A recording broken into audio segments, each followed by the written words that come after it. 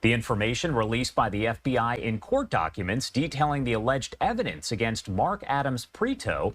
The 58-year-old has been indicted by a grand jury on several charges, and court documents allege between January and May, Prieto discussed his plan to commit a mass shooting against black people, Jews, and Muslims to incite a race war prior to the presidential election. The FBI says the intended target was a Bad Bunny concert over at State Farm Arena in Atlanta during a show in mid-May. Do want to talk about all of this here, so let's bring in Michel Huff, managing attorney at Huff Legal, to help break it down. Thank you so much for taking the time to be here with us today. It's good to see you. Thank you. All right, so first off, I do want to ask you about the specific charges and the basis for those charges in this case. Sure. Yeah, they're pretty straightforward. It's trafficking of firearms, trafficking for or sale for a purpose of a hate crime, and also possession of firearms. Yeah, so very specific there. Can you kind of break down the basis, though, for those charges? Sure. As you've stated, and as we've heard in various reports, he was found throughout an investigation by the FBI to be plotting a mass shooting at an unknown concert, which they finally pinpointed to believe that it would be on May 14th at the Bad Bunny concert in Atlanta. During the course of this activity, he did speak to a source that was an informant at a gun show, at various gun shows, as I understand it, and hoping to recruit other people to participate in this plot to incite race wars. In so doing, he sold an AR-15, I believe, for about $1,000. He was in possession of 7 firearms as well in New Mexico.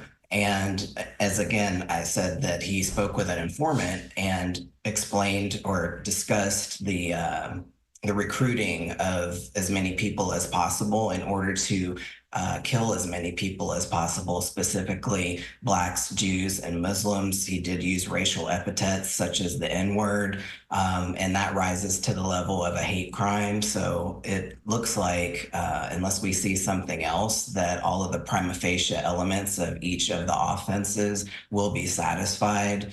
And that's what we're looking at. That's the basis. When you have a crime like this that is so, let's say, out of the ordinary, not something that investigators see very often, does it make it a little bit more difficult to determine exactly what charges should be filed against the person?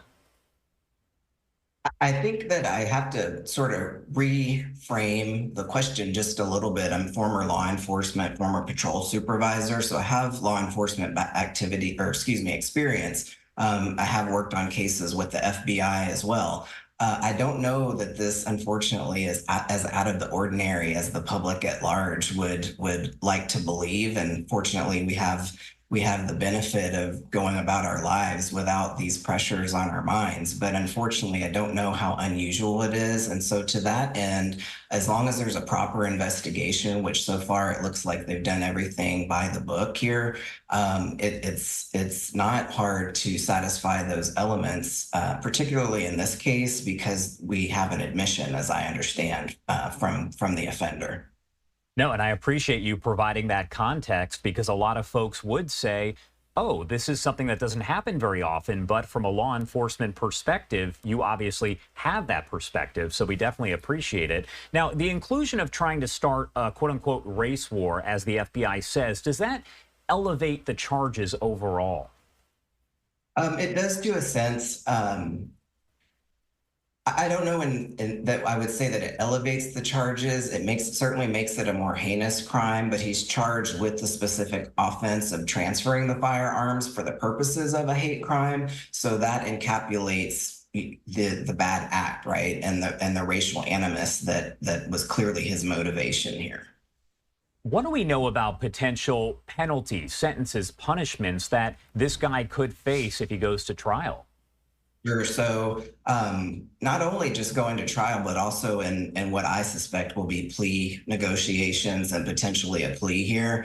And I haven't had an opportunity to review the indictment closely, but as I understand it, he's facing a number of trafficking charges, each of which carry a maximum sentence of 15 years for each offense, and up to $250,000 fine. Now, on the transfer, it's another 10 years and a $250,000 fine. So depending on how the indictment is laid out and what he pleads to or is convicted of at trial, you could see in the neighborhood of $1 million in fines and potentially roughly 40 or so years in prison.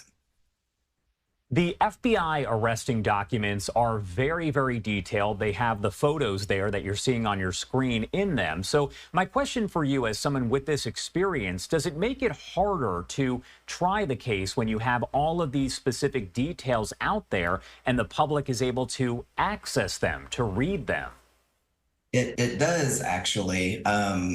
Not necessarily because of the public, but when you're looking at the letter and the spirit of the law, you're painted into a corner here. The most damaging and most damning evidence against him will be his statements when he thought he was speaking to co-conspirators, right? And then later his admission to the FBI. So when you have statements that are given to law enforcement, and again, I'm assuming that he was read his rights and understood that he was being questioned as a suspect in the crime. And so if that Fourth Amendment constitutional requirement is satisfied and we don't have a problem there, then it's going to be very difficult, short of some sort of mental competency defense, or lack thereof rather, to defend this individual beyond some sort of plea agreement. I think we'll see. I would be surprised if this goes to trial. I think this is one that needs a plea for him to plea out, and likely to reduce the amount of exposure that he has in fines and in incarceration.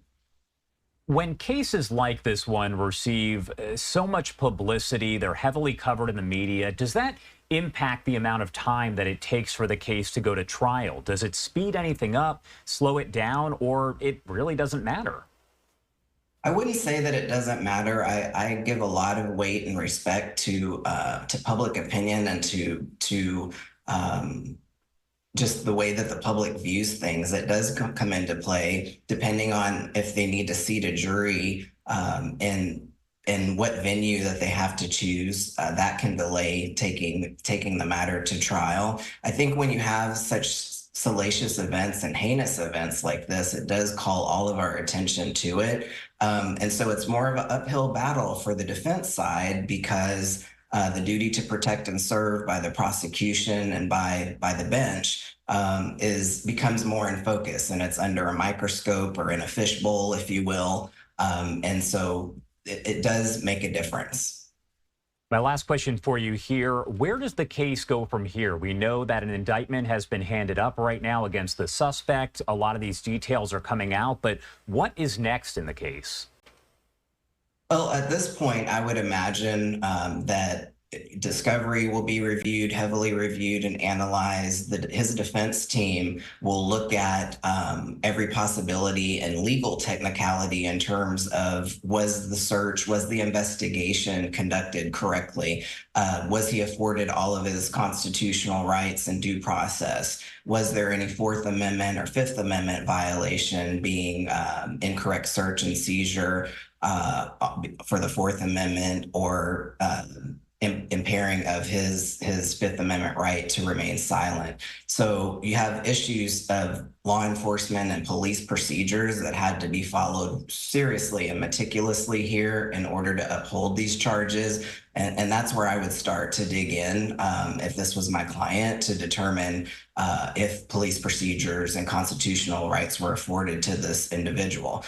In addition to that, you have a situation where his mental competency may be in question, and that may be invoked later, but not until discovery is analyzed and reviewed, and witnesses are interviewed as well, so that all of the information gathering can be accomplished. And then from that basis, you have all the tools that you need, or at least the majority of the tools that you need to move forward in the case. And then you have to see where you are from there, depending on whether a plea looks more advantageous for the client, or whether or not there were missteps by law enforcement that warrant a trial. So we'll have to see. We will definitely see. Michel Huff, thank you so much for taking the time to be here with us today. We always appreciate it. Anything else you want to add about any of this before I let you go?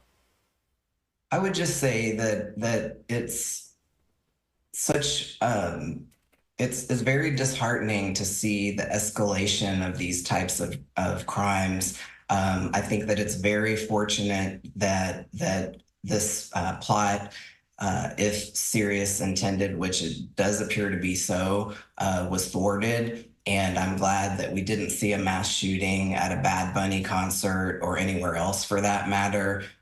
Kudos to the FBI and law enforcement and the informant for safeguarding lives, and one less mass shooting, and we're all better for it, obviously. Thank you for having me. Most definitely. Thank you, Michel. We really appreciate it. Thank you.